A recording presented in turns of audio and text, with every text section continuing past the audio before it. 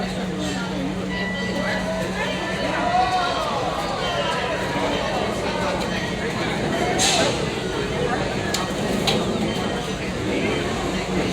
we go, you guys. Chugga, chugga, chugga, choo. Sorry. We've been here all weekend doing train rides, so I do apologize. My voice is a little bit choppy today. And so right at this part of the journey, though, I just like to point out where I am. So I'm way in the very back train, and I can see you all the way down here. So hey, I just like to show you where I am for safety reasons. And I am aboard today to maintain safety for everyone, so I do have a few safety rules since there's just one of me and there's a bunch of you guys, so I count on you to adhere to these simple rules, and there are three. So let's start out. As you can see, the trees come really close to the open air train car, and that's where our first rule comes in. We do not allow anyone to hang any body parts outside of the open air train car. It's not safe, so that's rule number one. Rule number two is we cannot and we will not stop the train for any personal belongings like keys or wallets or anything, so be aware of that. And there is a small crack on the side of on the floor. You will see it. Your cell phone can drop down there, so be aware of that. Yesterday we had somebody lost their cell phone that way. And then, last but not least, we do not allow smoking or vaping on the open air train car, so please keep all of your smoking devices, including your vape pens, in your bags, please. It's not safe for the forest. Hey, look how close these trees are, right? That's why we have rule number one, just keeping all your body parts inside. Trees are not forgiving whatsoever to body parts, so please be aware of that. And then, so right in a few minutes, we're going to get the walk-up trail, so that the engineers, they blow the horn 3 times, so that's my signal that we're there. But in the meantime, you're going to get to see some of the sports. So Snowdown Park has 3,200 acres of wilderness areas, so that is a whole lot of acres. We're going to get to see some of that right now on the train, some of the wilderness areas. And also this plant, there's tons of plant communities in the park, but these lichens that are coming up on the left-hand side, they do really, really well here. So we have a group of lichens and moss that grows rampant on the left-hand side, and it even spills over the tracks and onto the right-hand side, so you can see also on the right-hand side some of their habitat. But these plants, these little lichens and moss, they're some of the first plant life on planet Earth, so I always give them credit for paving way for life on planet Earth. So they are really special and they're really cool looking too, right? They're right here, all these little bushy green plants that you're seeing, they're all lichens and moss, different types. And so they do so well right here because we are in the Piedmont region. So if you didn't know that, we're in the Piedmont region.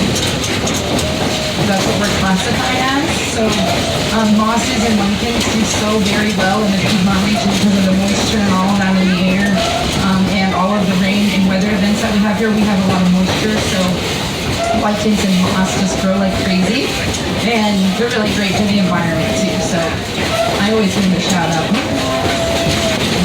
And see, they even grow on the side of trees. Lichens are so opportunistic. They don't even need earth or dirt or anything to grow. They just grow wherever they can. And so that's a great example.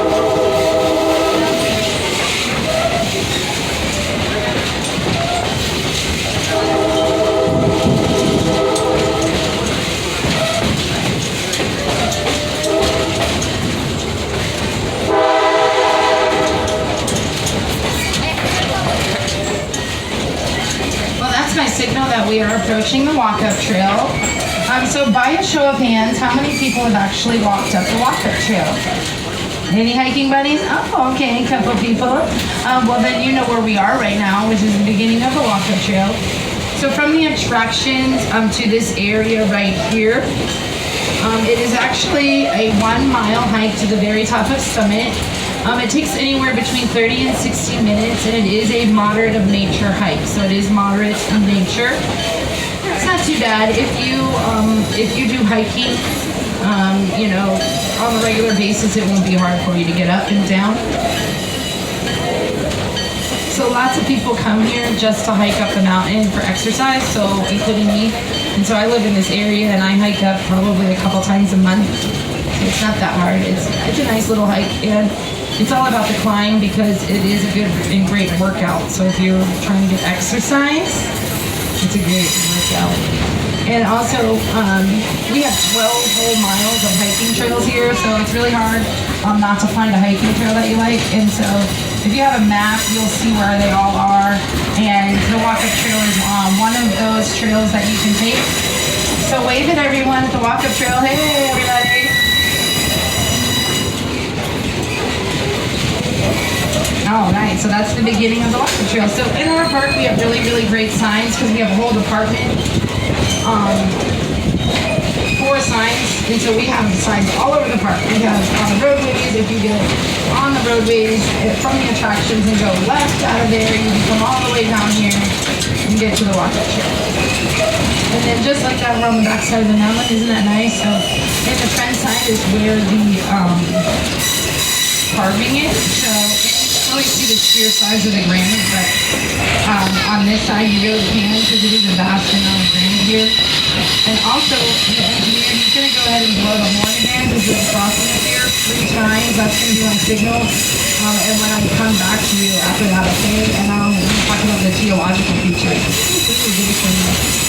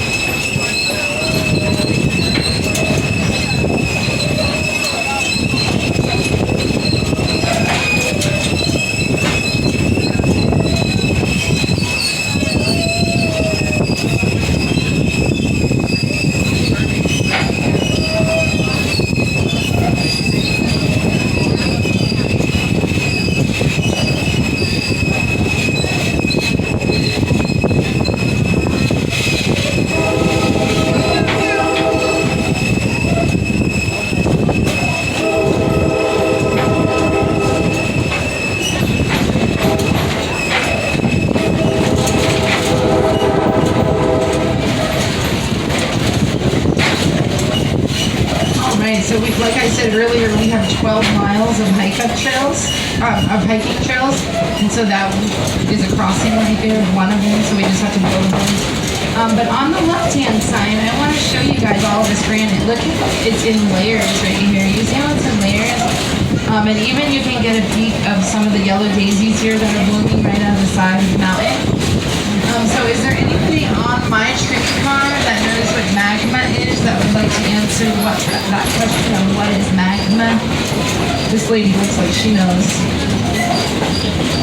No, she doesn't want to answer. Anybody? Okay. Well, magma, this is how Stone Mountain started. So as you can see, it's in layers here. So Stone Mountain, millions of years ago, was hot molten magma. So molten magma is lava that hasn't met Earth's surface yet. So for magma,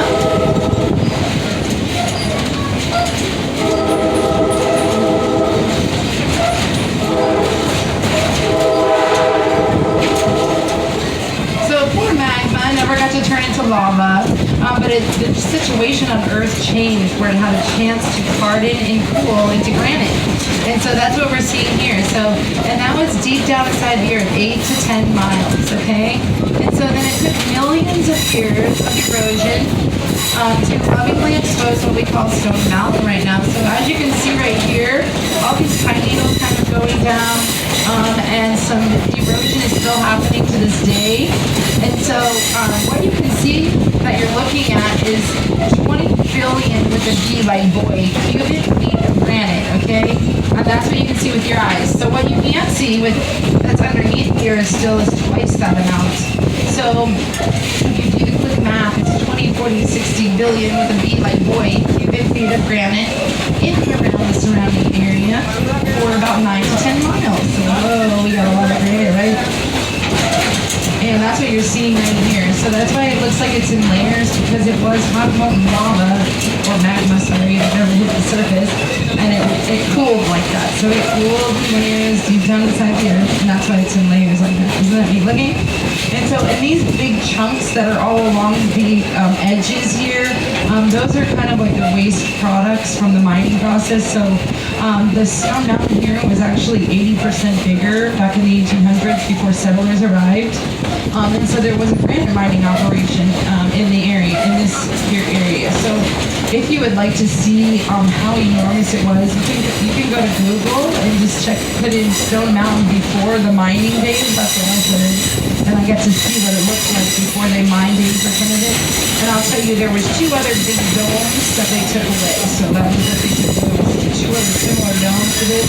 And so there is 1 dome left. So that's a lot of granite that's left. So we're not complaining.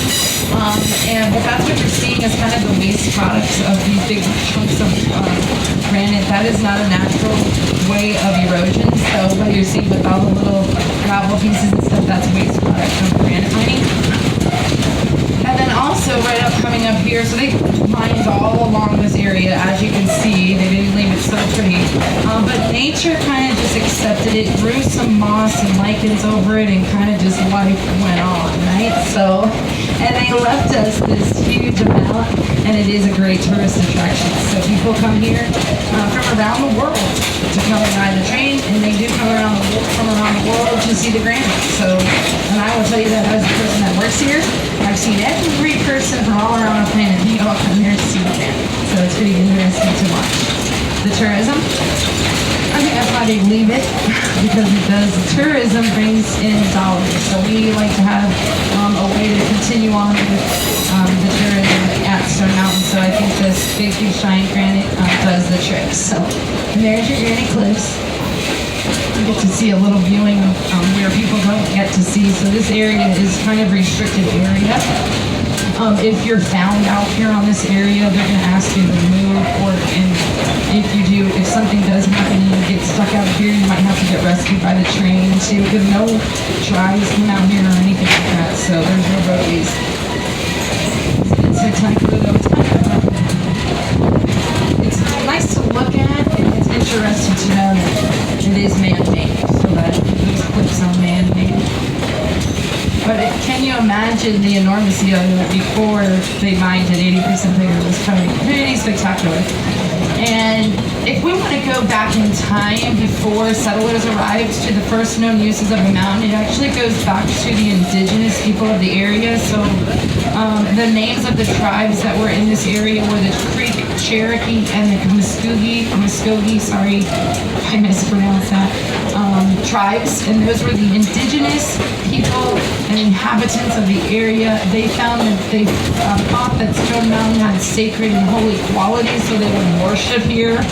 They believed that the granite had special healing qualities, and so they would come here and they would worship and they would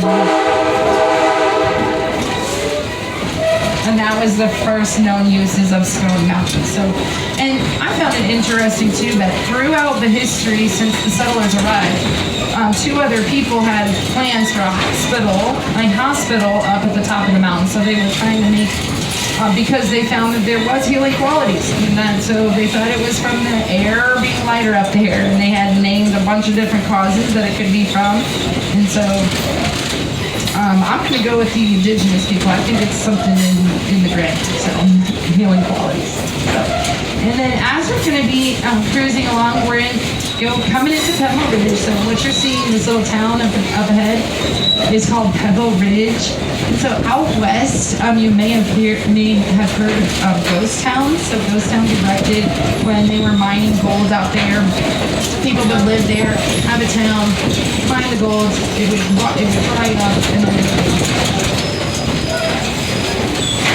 and as you can see, these the bars on the windows of this place. This used to serve as a jail.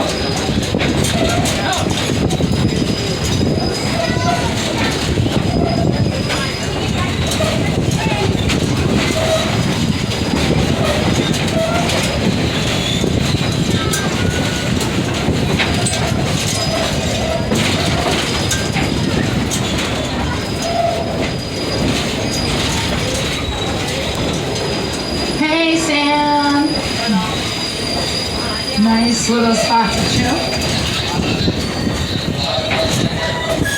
All right, so the left-hand side, that is actually not an historical site or building.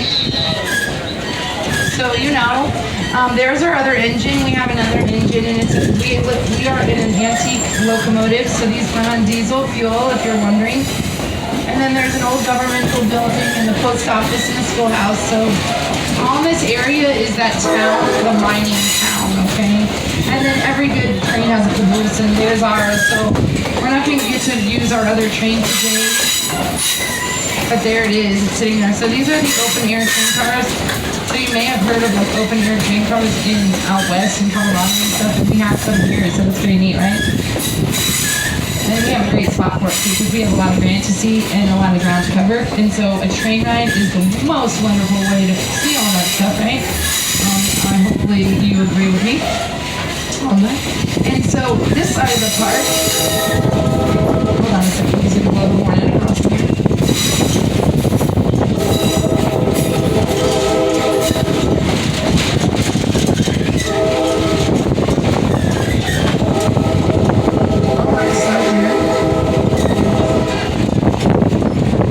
So this part of the park right here is just jam-packed with historical information. And so, like I said before, we are learning tourist attraction, and some of the history of this place is what draws people. And so we do have some historical sites on the side of the park. So if you leave the attractions area and you go right out and you go on the roadway, you're going to come to this end here where it's a roundabout.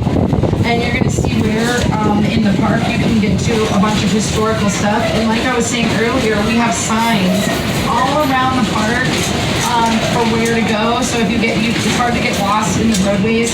But as you can see, says Grist Mill right there. If you want to go down that one-lane road there's a sign that says narrow one lane. And that is going to be where you can find your one-lane lattice covered bridge. If you want to have an experience, a water sort of island experience, we have our own private island over there. Yeah, private islands, you guys would be right. And so on the right also is the grist mill. So that's a building that was transported here.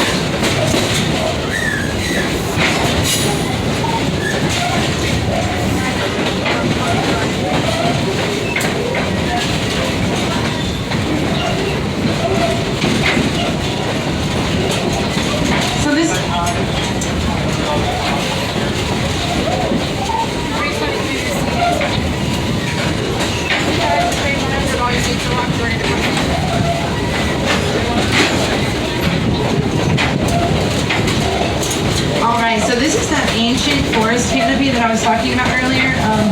And so some of the trees, this forest that's here is thousands and thousands of years old. As you can see, it does really look like an ancient forest, and that is because it is.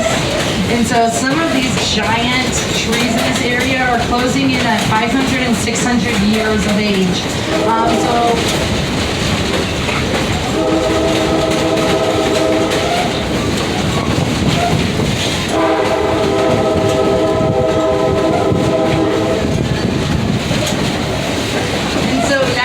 Say that you've ridden through an ancient forest, because that's what you're doing right now. So as you see, the trees are down around in this area, and that's because that's part of the conservation efforts.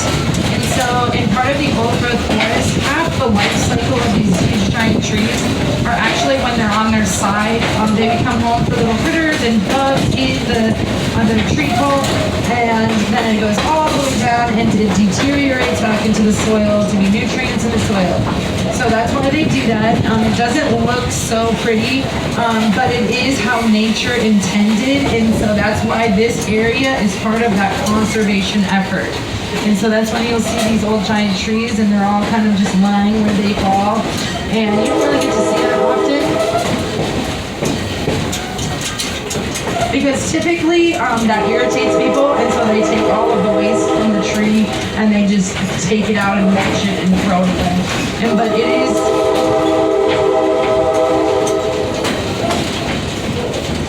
so it is crucial for the health of the forest for you to leave the tree there.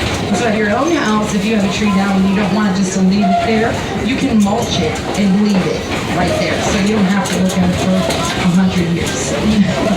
The mulching process and leaving it is just as healthy. and it deteriorates faster. And so we're cruising into this memorial lawn, and that's where you're going to get a viewing of your carving, guys. So it's out of the left-hand side of your car if you're interested.